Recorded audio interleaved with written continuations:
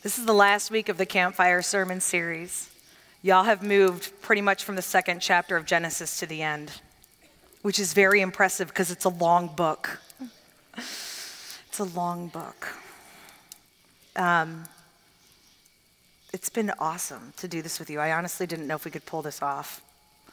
A lot of people, the idea of staying in the Old Testament for 8 weeks, in one book of the Old Testament for 8 weeks is kind of daunting, but I just want to say that I appreciate you all going on this journey with me and guiding me, and for your prayers and your pushback. All of it has enriched me and made me a stronger member of this community, so thank you. So we are still talking about Joseph. Last week we left Joseph as his brothers had just sold him into slavery after throwing him into a pit and deciding not to kill him. They lied to their father Jacob, telling Jacob that a wild animal had killed his son Joseph. Similar to the first sermon of our sermon series, we're going to do a lot of storytelling today. So here's the story, the rest of Joseph's story. Joseph was taken to Egypt, and he was sold as a slave into a house of a very predominant Egyptian official. And while there, he made a very good name for himself. He was kind of made like the master of the other slaves and ran the entire house. And he had a very good life until accusations were brought against him by this Egyptian official's wife. She claimed that Joseph had tried to make a pass at her, which the scriptures say was not true. And so Joseph is then imprisoned. And he's sent to kind of the equivalent of the white-collar prison of Egypt. It's where the Pharaoh's officials, the higher-ups, would be sent. They were pretty well taken care of. And Joseph was actually so charismatic, everybody liked him so much, that he was put in charge of watching over most of the prisoners. And this is where Joseph begins to get a name for himself again around dreams. Joseph the dreamer, or as he will be understood, Joseph the interpreter of dreams. So one day while he's in jail, the Pharaoh of Egypt had gotten mad and thrown 2 people from his highest court into jail. One of them was the cupbearer of the Pharaoh. This person would take the Pharaoh's gorgeous cup and go and squeeze the grapes into it and bring it to the Pharaoh. And the other one was the chief baker, which makes you wonder if there was just like a meal that went wrong and both of these people were thrown into jail. So while they were there, they each had dreams. And for the sake of time, I won't explain those dreams. But Joseph interprets their dreams for them, and he does so correctly. And each dream showed the fate of the dreamer, one who would live, the cupbearer, and one who would die, the chief baker. All of the things that Joseph interpreted came to pass exactly as he said. And the cupbearer was sent free after 3 days and went back to working for the Pharaoh. But Joseph sat in jail for 2 more years. It seems like that's where he will remain. But one night, the Pharaoh of Egypt, the king of the entire land of Egypt, has a dream. More like a nightmare. You know those dreams, like it doesn't really matter exactly what happens, but it's about like how it makes you feel? The Pharaoh was filled with terror. He dreamed that he saw 7 healthy cows, beautiful, plump, gorgeous cows, eating grass next to the Nile River. And everything was beautiful and serene. And then 7 emaciated, like falling apart, skeletal, disgusting looking cows walk out of the river of the Nile, and they go and they eat the healthy cows. And the Pharaoh wakes up freaking out. And everyone around him knows that he has had this terrible nightmare. And the cupbearer says, I met a man in jail once. I met a man who says that he has a gift from God, that it's not his gift, but that God had given him the gift of interpreting dreams. And so Pharaoh calls Joseph out of jail. And Joseph listens and hears what this dream was. And Joseph is able to interpret it. He says, the 7 healthy cows represent 7 years of abundance in agriculture. The water is going to be flowing, the crops are going to be growing, and we are going to have more food than we know what to do with. But then the other 7 cows that came out and ate the first represent the following 7 years, which will be filled with drought and famine. So, if you're a smart Pharaoh, you probably want to store up some of that food for the first 7 years, so when we get to the drought, you'll have enough to eat, if you're a smart Pharaoh. And if only you could find a man who is wise enough to do this for you. So the Pharaoh appoints Joseph to go ahead and do it for him. And Joseph pretty much becomes part of the high court of Egypt. He indeed builds storehouses and saves up the food for the first 7 years. And as the story goes, the drought comes, and they were indeed terrible. In fact, the drought did not just span Egypt, it went to the surrounding nations. There was a shortage of food everywhere, including the land of Canaan, where Jacob and his sons and his wives still lived, where Joseph's brothers still lived. We can begin to see what's going to happen here, I think. So, Jacob, the father, Jacob, Israel, has heard that they're selling food in Egypt. They're selling grain. It's the only place you can get food, so he sends 10 of his sons down to Egypt to get food. Jacob in total had 12 sons, Joseph, who he presumes dead, and then there was a son named Benjamin. Benjamin was also the son of Rachel, his most beloved wife, and he would not allow Benjamin to go down to Egypt, lest he lose the other beloved child. So he sends the 10 sons, the 10 eldest sons, down from Canaan. And they get to come before their brother Joseph and ask him for food. But the brothers don't recognize Joseph. It's been a very long time, and Joseph probably looks very Egyptian. They don't even know that he can understand the Hebrew that they're speaking. And they come before Joseph. And just like a dream that Joseph had as a child, the 10 of them bow before him. So Joseph comes up with a plan, a ruse. He has questions, but he doesn't want to just come out and say them. Maybe he's a little bit angry. Maybe he's very angry still. So Joseph tells these men, his brothers, as they're bowing down to him, that he believes that they are spies. You've come down to Egypt to see what we're doing here. You want to see how much food we have. I'm not going to give you anything. You're spies. And they were like, no, Lord, we promise we're not spies. What can we do to prove ourselves? And he's like, starts interrogating them. This is a great ruse to get an interrogation going. Do you have a father? Is he still alive? Do you have another brother by chance?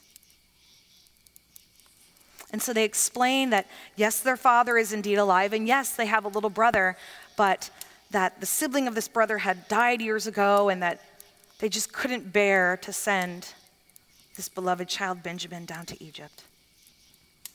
So Joseph says, I'm not convinced. This is what you're going to do. You're going to leave one of you here in prison and send the rest of you back, and I'll give you some grain even. But if you want to see this brother again of yours, or if you need more grain, you're going to have to bring that baby boy down with you.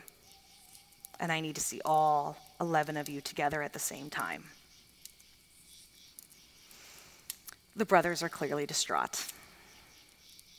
What would Jacob do if they lost Benjamin also?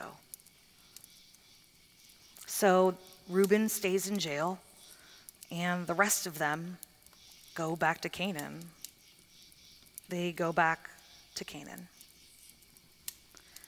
The news that Benjamin would have to return to Egypt with them is just too much for Jacob to bear. It takes him a long time to even agree. And he's pretty much like, the rest of you listen up. If this boy gets harmed, it's your heads. You are your brother's keeper. Watch over your youngest brother. Do not let something bad happen again. So the brothers all go back to Egypt. Joseph releases Reuben from jail. And when Joseph first sees Benjamin, he has to leave the room because he begins to weep.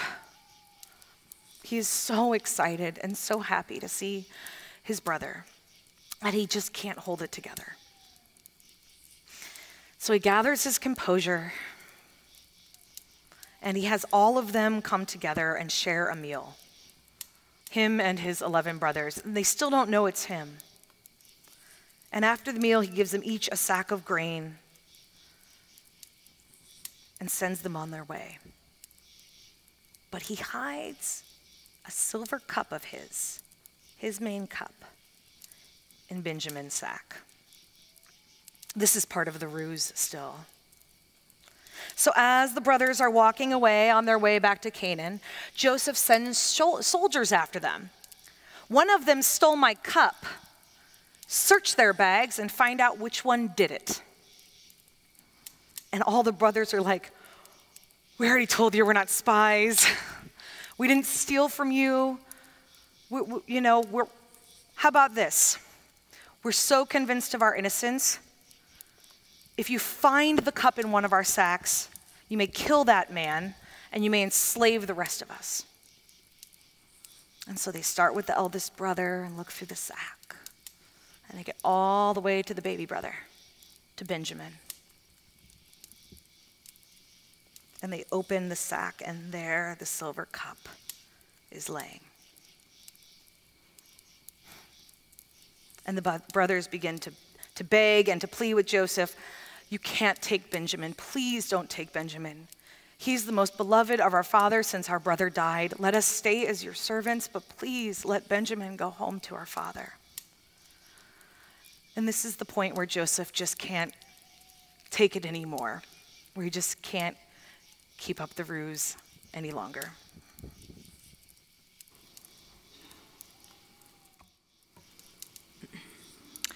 Then Joseph could no longer control himself before all those who stood by him, and he cried out, "Send everyone away from me." So no one stayed with him when Joseph made himself known to his brothers. And he wept so loudly that the Egyptians heard it, and the household of Pharaoh heard it. Joseph said to his brothers, "I am Joseph. Is my father still alive?" But his brothers could not answer him, so dismayed were they at his presence. Then Joseph said to his brothers, "Come closer to me." And they came closer. He said, "I am your brother, Joseph, whom you sold into Egypt. And now do not be distressed or angry with yourselves because you sold me here. For God sent me before you to preserve life. For the famine has been in the land these 2 years, and there are 5 more years in which there will be neither plowing nor harvest. God sent me before you to preserve you a remnant on earth, and to keep alive for you many survivors.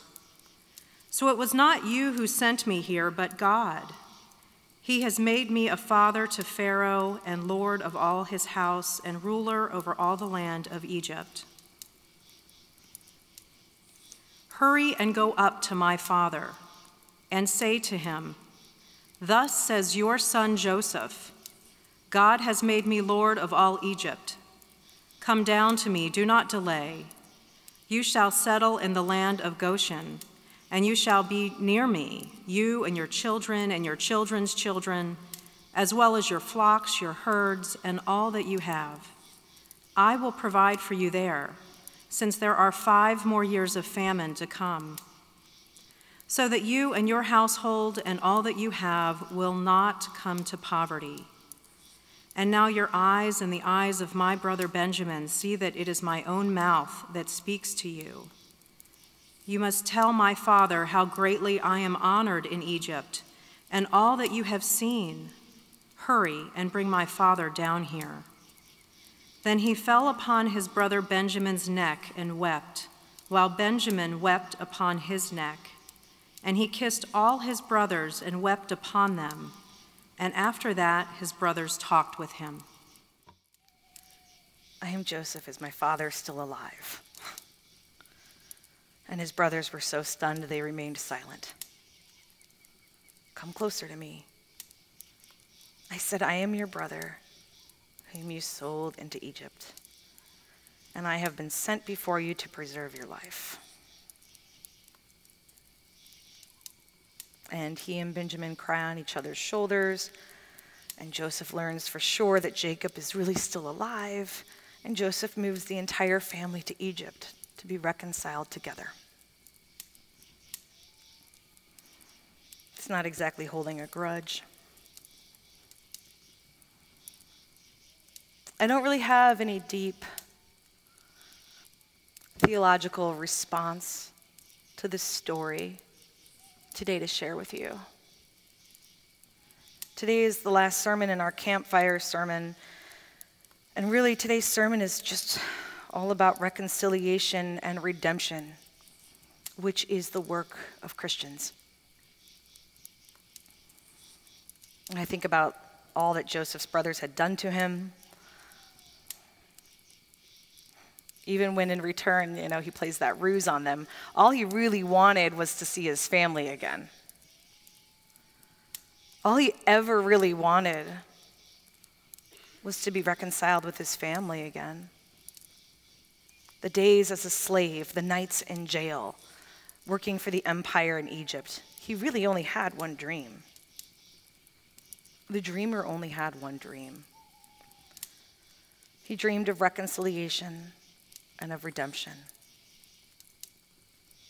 I think it's the dream we all share. After all, what is the point of doing the work of life, the good work of God, if it is not for the reconciliation and redemption of all things, relationships included? Our very haunted past will be the thing that God uses to save us, will it not? When we look at these stories of Genesis that we've been working through, these stories that we teach our children but we rarely talk about as adults, when we look at these stories, we see over and over this truth about people and a truth about God. God begins by making this covenant with Abraham and Sarah. And with each generation, it seems as though that covenant is threatened to end. Like humans are going to muck it up every time. Brother will turn against brother, making separate nations of each other. Children will break their parents' hearts. And yet every single time, God finds a way to keep the covenant going and to keep that hope alive. Every single time you thought your family had problems. Our very haunted past will be the thing that God uses to save us, will it not? God finds a way to stay in relationship with God's people. God's covenant and promise still manage to be passed from generation to generation because our very haunted past will be the thing that God uses to save us. Amen? And this is why our stories matter so much. You can't talk about the past if you don't know the past. This is why our stories matter so much. Storytelling the scriptures, storytelling the stories of our family are vital and key to what makes us human in all aspects. Today I'm going to share part of a quote from you. Some of you who have attended the 5 p.m. service or been to a Bible study that I lead have heard much more of this quote before. But I want to talk about the role of the Bible. The role of the Bible in our lives and the role of these stories. So this is a partial quote from a PhD student named Amy Barber, and it reads, "The Christian Bible is a vehicle carrying forward the story of a traumatized community's responsibility to transform the shame and horror of hurt memories into a proclamation of good news." Leave the quote up for a while, Kevin, because this one is thick. The Christian Bible is a vehicle carrying forward the story of a traumatized communities. That could be us, it could be the people in Genesis, right? Our responsibility to transform the shame and horror of hurt memories into a proclamation of good news. This is an active vehicle. This is what we are to use the stories for. When we tear each other apart, it tears apart God and God's dream for us. And when we, as a people of faith, acknowledge that we have the task of reparation and redemption and reconciliation with each other and with God, we realize that this is our story. The brokenness is there. We have the trauma. We have the trauma in the church. We have the trauma in our history in the nation. We have it in our families. Is it not there? Right? And so the Bible is this book where they talk about this community that was broken, that was harmed, that was hurt, and then through the grace of God was able to reconcile and redeem those hurt bodies, those hurt memories into the good news of God. Our very haunted past will be the thing that God uses to save us. Our series, the Campfire series, began with the good news, the covenant of God. The Bible, our stories, are in themselves the vehicle that carries forward our trauma and our haunted past and the responsibility we carry of transforming that trauma back into the good news of God. Our stories are about the reconciliation and redemption of our trauma. Is it sinking in yet? It's about the ways that we've harmed each other and that God is not done with us yet. That God is not done with us yet. Our haunted past will be the thing that God uses to save us. There is nothing that extends outside of the grace of God or the redemption of God. And you're called to do that work. There's no big special ending to the sermon series, y'all. It is the story itself that remains the point. It is the claiming of these stories as our own, so that we may also claim the responsibility and the truth that we belong to each other. That we struggled to get along, and that is not new. That we can't and shouldn't let each other go. That God's covenant and promise to stay with us even on the most difficult days and nights remains true. That we are connected in ways beyond what we usually are capable of imagining. We tell the stories so that we can remember that they do not end in trauma. So that our imaginations can be stretched to remember that we are each other's keeper. We tell the stories so that our broken, messy lives can become proclamations of good news. So that we can become the proclamations of good news. If only we make space for God, for Christ, for the Spirit, to do their transformative work on our hearts and in our relationships with each other.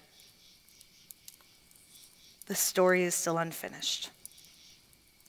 It is still working itself out, just as we are working it out ourselves together.